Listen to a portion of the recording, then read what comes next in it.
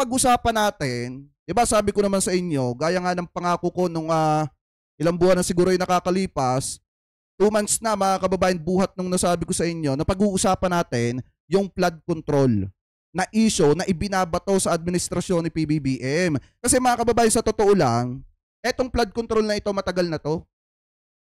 2019 pa mga kababayan, 2018 pa nga, pinag-uusapan na to mga kababayan, panahon pa ni Digong. Pinag-uusapan na po yan, lalo na yung budget about po dyan. Kaya nga mga kababayan, mali lang yung nailagay ko dun sa title natin kasi old hearing ni Ping Lacson. Hindi pala mga kababayan old hearing yon. Yun pala, ano ba yun? Ito yan. Interpellation of the DPWH budget for 2019. Ito mga kababayan ay na-post January 14, 2019. I-play po natin yan para makita nyo. There's ongoing validation of the 75. Eto, senador pa dito, etong si dating Senator Ping Lacson, mga kababayan ha. Kasi sabi nung iba, panahon daw ni PBBM, nag-umpisa yung mga flood control project. At milyon-milyon daw mga kababayan, yung mga pondo na inilagak daw po dyan. At ang tanong pa nga ng mga taga-suporta ni Digong, nasaan na daw yung mga flood control project? Alam nyo ba kung tutuusin mga kababayan, dapat sa panahon ni PBBM, hindi na pinuproblema ng ating presidente yung mga flood control. Bakit mga kababayan? Kasi 2019 pa lang, pinag-uusapan na yung mga budget na pwedeng ilagak dyan. 2019 pa lang mga kababayan, yan po ay pinag-aanuhan na sa plenary hall ng Senado. Pinag-uusapan na yan, pinagdidibatihan na yan.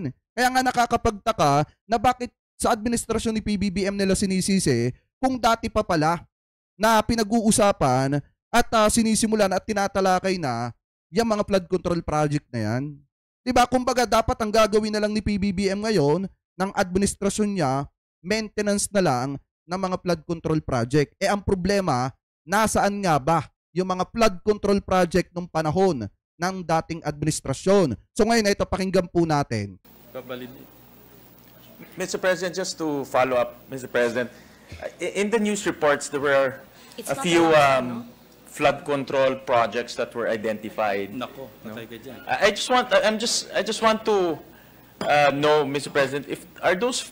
Kita nyo ha, tinatanong dito yung about sa flood control. Ano yung sagot ni former Senator Ping Lacson? Nako, patay kayo dyan. Pakinig nyo ba mga kababayan?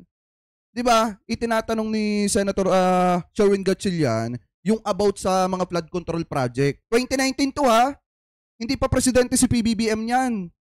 Ano yung sagot dyan? Ni former Senator Ping Lacson, nako, patay kayo dyan. Bakit? Pakinggan natin. Flood control projects included in the annual investment plan. Because those are, the annual investment plan is the step 1 eh. Before you can even formulate all of those projects, the step 1 is the annual investment plan. Formulated by the Regional Development Council. I'm just curious, Mr. President, because the budget process comes from the local governments themselves. So kasama ba ho itong mga pinag-uusapan sa annual investment plan? Pakinggan nyo ha. The DPWH, Mr. President, is in the process of validation of the 75 billion. Pinoprocess pa nila yung validation. Yung validation ng 75 billion ata yun. Paano ma-implement yan? Pinoprocess pa yung binabalidate pa nila. Pakinggan nyo ha.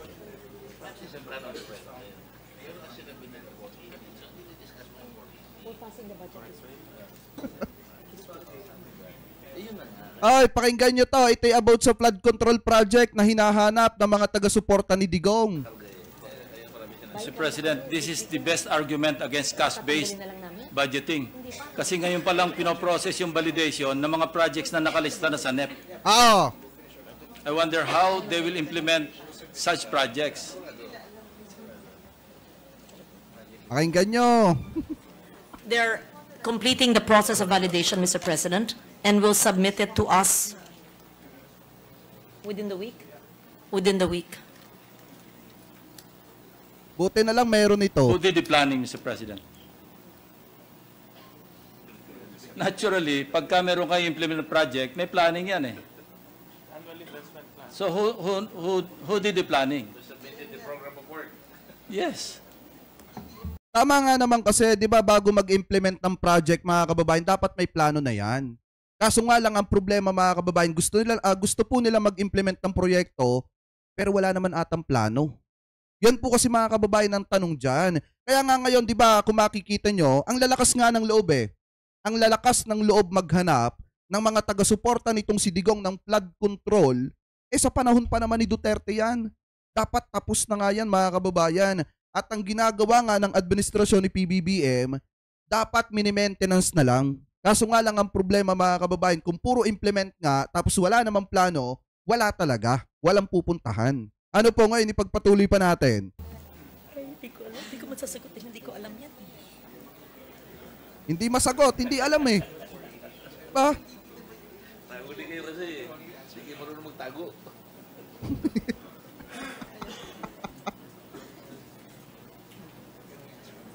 Kita nyo nga yung sagot ni Gordon dito. Si Gordon ata yung nagsalita. Kayo kasi hindi kayo marunong magtago.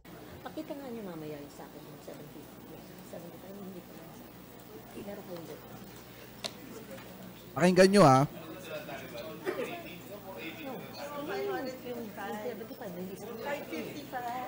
Ang lalaki kasi ng budget na hinihingi talaga. So, what is the response? Yes, give it to my office. I cannot answer that. I don't know who planned it.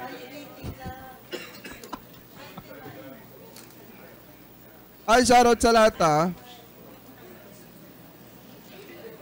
Stay put lang kayo yung mga naghahanap ng flood control. Eto. Oh, paano? Hindi ko masasagot yan. Hindi masagot. Yes, session suspended. Ano, Ping? Hindi ko masagot yan. Hindi nila masagot. O, di ba? Paano yun? Yan ang mahirap, mga kababayan. Ang laki kasi talaga ng hinihinging budget. 2019 to ha, 2019 to, mga kababayan. Wait lang, next ko lang ng konti.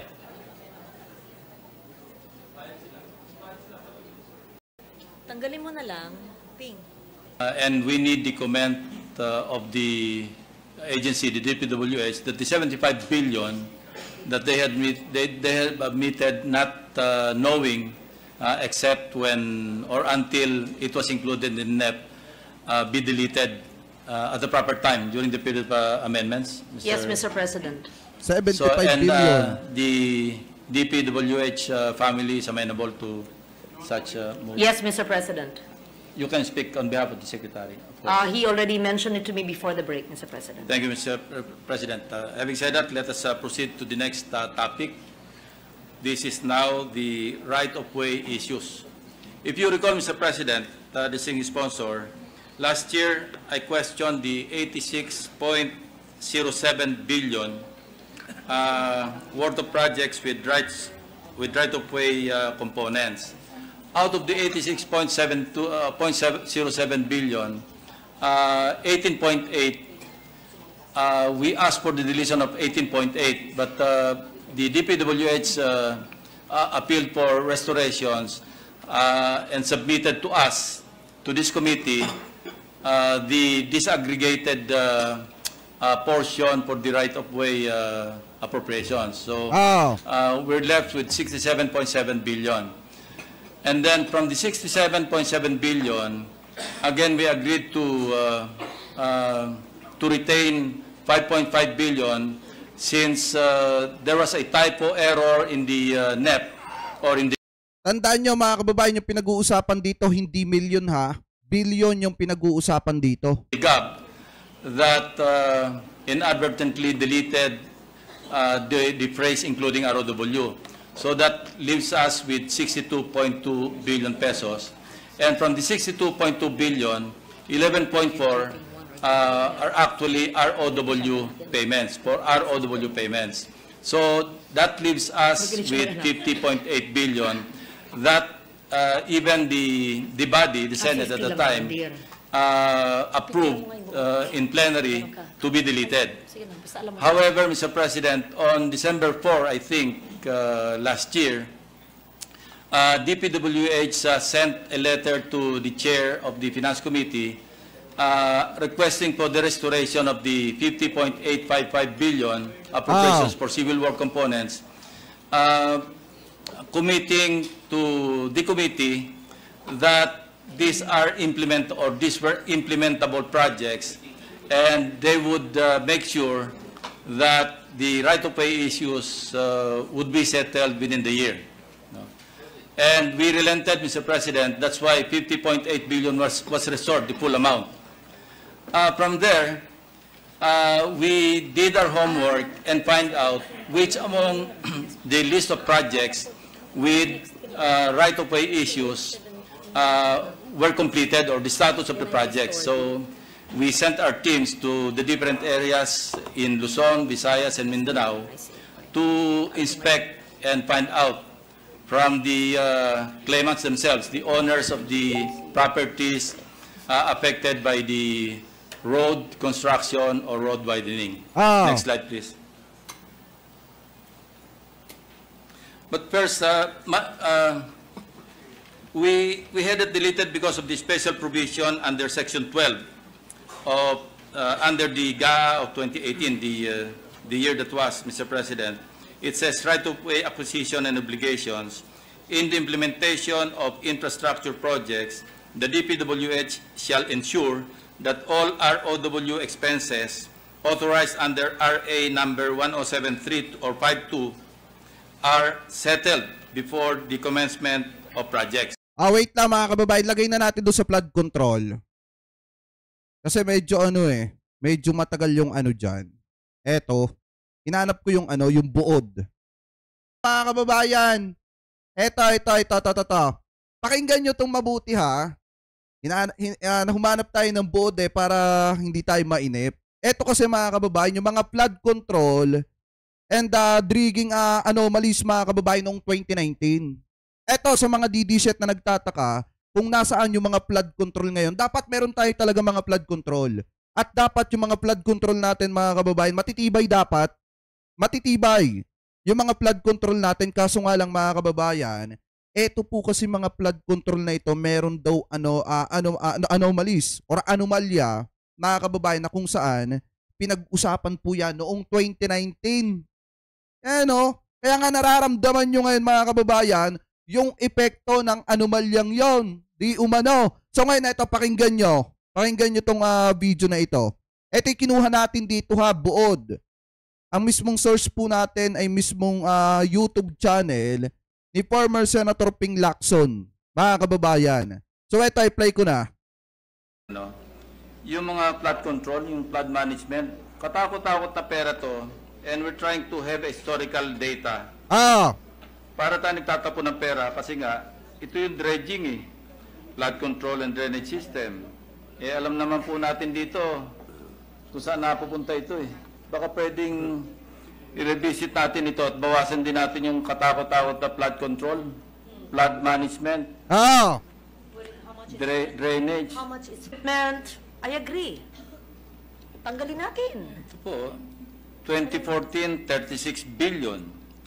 2014, mga kababayan, 36 billion. Pagpatuloy pa natin. 2015, 49 billion. 2016, 64 billion. Kita nyo mga kababayan 2016. Ano yung 64 billion? Magkano yung budget sa flood control? Tingnan natin. Billion. 2016, 64 billion. No, saan ba yung 2017, 80 billion. Diba? 2016, 64 billion. Yung budget para sa flood control, mga kababayan. Di umano. And then nung 2017, magkano? Nasa 80 billion? 80 billion. GAA 2018, 141 billion. And then 2019 NEP, 133 billion. Puro billion ito, Mr. President. Kung bumili na tayong dredging, katakot-takot na dredging machine ito. Ano kayo ngayon? Ayan billion mga kababayan ang pera. 2017 magkano? Diba? 80 billion. Tapos hanggang sa umabot na ng 100 billion noong 2018 mga kababayan. Tapos maghahanap kayo ng flood control ngayon. Diba? Yung mga DD set dyan na naghahanap ng flood control. Napakaliwanag. 2019 mga kababayan, nabulat-lat yung anomalya daw di umano dahil katakot-takot nga naman na pera mga kababayan yung nakalaan para dun sa mga flood control and dredging project mga kababayan na kung saan may anomalya daw. Kasi nga katakot-takot na pera. 2016, 64 billion. 2017, 80 billion mga kababayan. Hindi milyon yung pinag-uusapan ha, billion yung pinag-uusapan doon sa mga flood control project. Tapos ngayon kayo maghahanap. Nasaan yung mga didisit dyan? Diba? Kaya napakaliwanag naman. Tapos kay questionin nila, milyon-milyon daw yung nakalaan ni BBM doon sa mga flood control. Kahit wala silang mapatunayan. Eto nga may resibo yan mga kababayan. Mismo ang nagsabi niyan si former Senator Ping Lacson. I agree with you, Senator Lacson. Yung dredging talaga malaking racket. Yeah. Oh. Thank you, Diba? Mr. President. These are very good suggestions and experiences shared. But I'm afraid we may... Kaya nga ngayon mga kababayan, pagka naghahanap yung mga taga-suporta ni Digong ng flood control, sabihin nyo, nasaan ang flood control nung panahon ni Duterte? Kasi 80 billion yung pera, 2017 mga kababayan. 80 billion yung nakalaan sa mga flood control at saka dun sa mga dredging project. Diba? Nasaan yan? Ako nagtatanong ako mga kababayan. Eto tanong ko lang naman dun sa mga sa dating administrasyon o kahit sa ating presidente. Nasaan po kaya ngayon yung mga flood control na ipinagawa po nung panahon po ninyo? Kasi 80 billion po yung budget dyan. Hanggang nung tumungtong ng 2018? Magkano yung naging budget nung 2018? 2014, 36 billion. 2015, 49 billion. 2016, 64 billion. 2016, 64 billion. 2017, 80 billion. 80 billion, 2017. 2018, 141 billion. And then, nasan yung 141 billion noong 2018? Noong 2017, 80 billion yung para sa mga flood control. Tapos nung 2018, mga kababayan, 141 billion. Nasaan na ang mga flood control ngayon? Diba? Tayo naman na maghahanap. Take note mga kababayan ha, yung comment yung 80 billion, yan po mga kababayan, 2017 pa lang yan. Meron pang 141 billion pa, mga kababayan, nung 2018. So nasaan yung mga flood control nyo? Bakit binabaha pa rin ang Pilipinas? Tapos isisisi nyo kay PBBM. Isisisi nyo sa administrasyon ng ating presidente ni PBBM. Diba? Nung panahon pa pala ni Digong, isang katutak, isang damakmak na pera, yung nakalaan pala dyan. Tapos ngayon maghahanap kayo ng flood control. Pambihira. Anyway, shoutout sa inyong lahat mga kababayan ha. Pagpatuloy pa natin. then 2019 NEP, 133 billion. Puro billion ito, Mr. President. Kung bumili na tayong dredging, katakot-takot na dredging machine ito. I agree with you, Senator Lacson. Yung dredging talaga malaking racket. Yeah. Thank you, Mr. President. These are very good suggestions and experiences shared. But I'm afraid we may be... Sabi daw ni Senator Amy, 1.3 billion a day daw ngayon. Ang budget sa flood control, meron ba siyang ebidensya at patunay?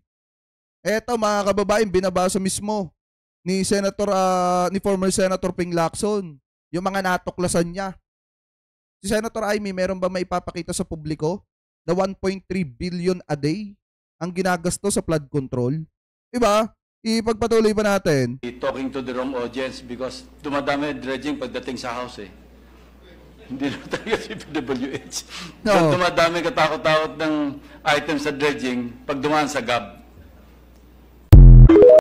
Yan. Tapos maghahanap kayo ng flood control. Diba, ang point kasi dito mga kababayan, sige wag na natin tingnan yung pera. Ang point kasi dito, bakit ninyo isinisisi lahat kay PBBM yung issue about flood control?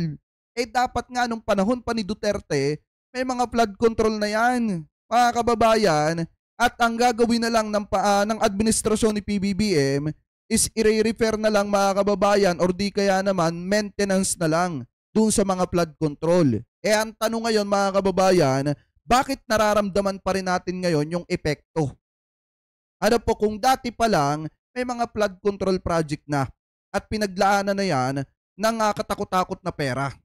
Bakit ngayon pa rin natin nararamdaman na parang wala tayong mga flood control? Eh di ba pinaglaanan na nga yun nung panahon ni Duterte? Tapos yung mga taga-suporta pa ni Digong ang maiingay ngayon at sinasabi na dapat imbestigahan daw yung about sa flood control project. Dapat imbestigahan daw. Eh kung iimbestigahan yan mga kababayan at sisimulan yung investigasyon pamula nung panahon ni Duterte, eh baka lalong umiyak yung mga didishat dyan. Di ba mga kababayan? So yan, maliwanag naman ha yung mga naghahanap ng flood control dyan. Eto, panoorin nyo tong bidyong ito. O kung sa mga gustong mapanood ng buo ito, pwede kayong manood dito sa YouTube channel ni former Senator Ping Lacson. Ayan o, naka-verified dyan mga kababayan. Baka sabihin kasi nung iba, etong ipinapakita ko sa inyo, fake news yan. Ito po yung pinagkunan yan. Mga kababayan, para maliwanag lang. Diba? 51 billion kay Pulong Duterte. Nasaan yun? Bakit binabaha pa rin sa Davao City? Diba mga kababayan? So yan. Mga kababayan, kayo comment below na lamang kung ano po masasabi nyo hingil po dito sa mga topic na ito na tinalakay po natin. At comment below na din mga kababayan kung ano po ang opinion ninyo hingil po dito sa natuklasan ni former Senator Ping Lacson mga kababayan.